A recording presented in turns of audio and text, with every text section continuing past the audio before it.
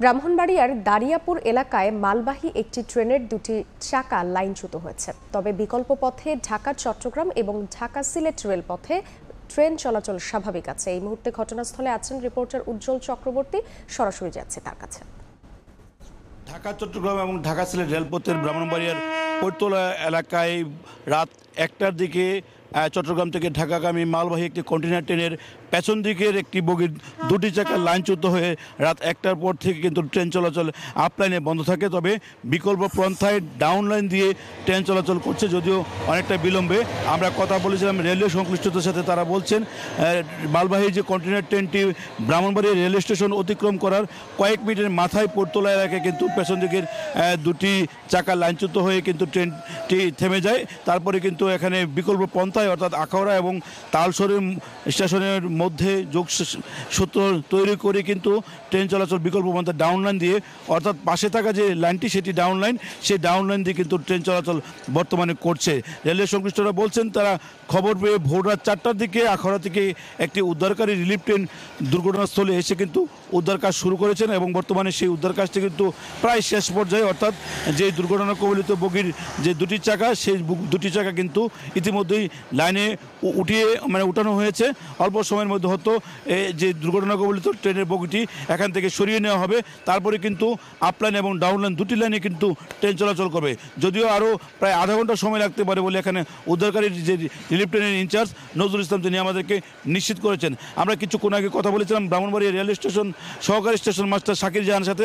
তিনি বলছেন দুর্ঘটনার কারণে কিন্তু অন্তত 1 ঘন্টা বিলম্বে বিভিন্ন ট্রেন বিভিন্ন স্টেশনে কিন্তু আটকা পড়ে থাকার পরে কিন্তু বিকল্প পন্থায় যে লাইনটি আছে সেই লাইন দিয়ে কিন্তু ট্রেন চলাচল করছে।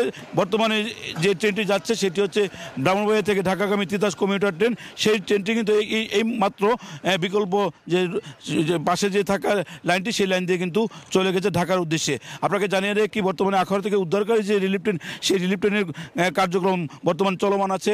আর আপলাইন হচ্ছে ঢাকা থেকে চট্টগ্রাম থেকে ঢাকাগামী যে লাইন সেটিকে আপলাইন বলা হয় এবং ঢাকা থেকে চট্টগ্রামগামী যে লাইনটি সেটিকে ডাউন লাইন বলা হয়। সেই আপলাইনটি বর্তমানে বন্ধ রয়েছে এবং ডাউন লাইন দিয়ে ট্রেন চলাচল করছে।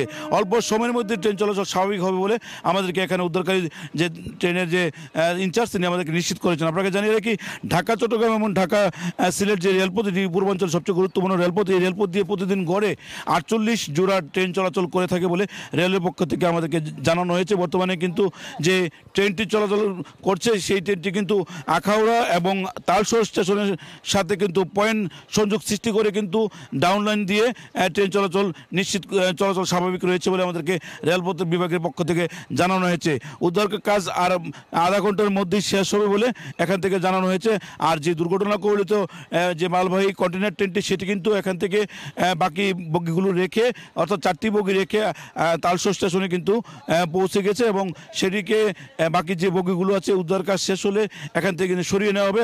তারপরে কিন্তু আপ এবং ডাউন লাইন দুটি লাইন দিয়ে ট্রেন চলাচল স্বাভাবিক হয়ে যাবে বলে আমাদেরকে জানানো হয়েছে। বর্তমানে উদ্ধার কাজ প্রায় শেষের পথে।